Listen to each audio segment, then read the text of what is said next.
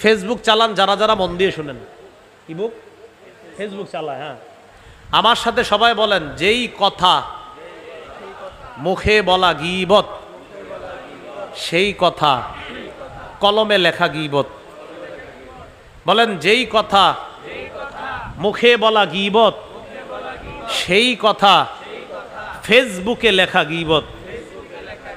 ফজরের পরে উঠা ফেসবুকে যদি উনি স্ট্যাটাসটা না দেয় তো এই দেশ অচল হয়ে যেতে পারে। তো এই জন্য উঠে একটা স্ট্যাটাস দেয় ফজরের পরে, কারণ আপনি স্ট্যাটাস না দিলে তো আমাদের দেশ চলবে না। আপনি গুরুত্বপূর্ণ একজন ব্যক্তি, তো দেয় দেয় কি এরকম এরকম একটা ঘটনা ঘটছে আমাদের দেশে, এই মানে বুঝায় খুব চিন্তা করে এই দেশ নিয়ে। কিন্তু যেটা লেখছে 10 দিন পরে প্রমাণ হয়েছে হ্যাঁ ফাও একটা কথা লেখছে। এই যে আপনি লেখা দিলেন, এর মাঝে আপনাদের এলাকাবাসীর সবাই খুঁজতেছে কি রে এই কামটা কে করলো আমাদের এলাকার, আসলে কেউ করে নাই, কিন্তু আপনি লেখা দিচ্ছেন ফেসবুকে। মুখে যেটা বললে গীবত হইতো সেটা এখন লিখে দেওয়ার কারণে সেটাও গীবত। ইমাম গাজালি বলেন, ওয়াকাযালিকাল গীবাতু বিল কিতাবা ফাইন্নাল কালাম আহাদুল লিসানাইন। ইমাম গাজালি বলেন, লেখার মাধ্যমেও গীবত হয়।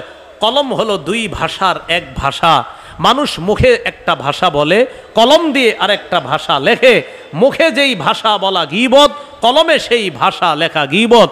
সবাই একটু আমার সাথে বলেন, মুখে যেই ভাষা বলা, কলমে সেই ভাষা লেখা গীবত। আল্লাহ আমাদেরকে হেফাজত করেন। তাহলে আমরা কয় মাধ্যমে গীবত করি? 4। আমরা 5 ধরনের গীবত করি। বলেন কয় ধরনের? প্রথমে আমি বলি এক চান্সে সবাই মুখস্থ করেন।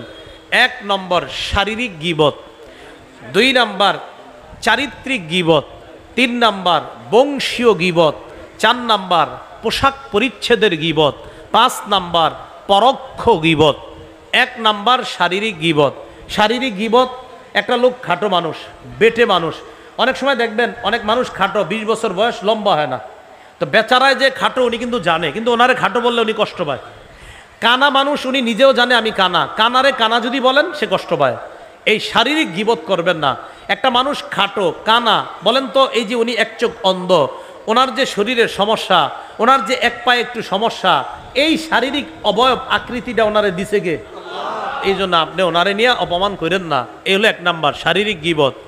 2 নাম্বার চারিত্রিক গীবত। চারিত্রিক গীবত কাকে বলে? আজকে আমাদের এলাকায় আরিফ বিন হাবিব আসবে। ও আরিফ বিন হাবিব চিনি, এর চরিত্র জানাস? কি চরিত্র? এর ভালো করে চিনি, কি কত আমগুলো এক লোকে ডাব চুরি করছে, এই সেই। আপনি এটা বলে ফেললেন, কথার কথা মনে করেন আপনি 20 বছর আগে আমার একটা দোষ দেখছেন, আসলে দোষটা আমি করছি, হতে তো পারে আমি তওবা করে ফেলছি। এখন আপনি 20 বছর পরে এসে বলতেছেন হে যে কেমন জানি। আপনি কেমনে জানেন কেমন? এরও তো হতে পারে যারে আপনি বলতেছেন কেমন জানি উনি তওবা করে ভালো হয়ে গেছে, তো এখনো আপনি বলতেছেন হ্যাঁ কেমন জানি। এটা চারিত্রিক গীবত। বলেন আমাদের মাঝে এই স্বভাবগুলো আসেনি? করেন না।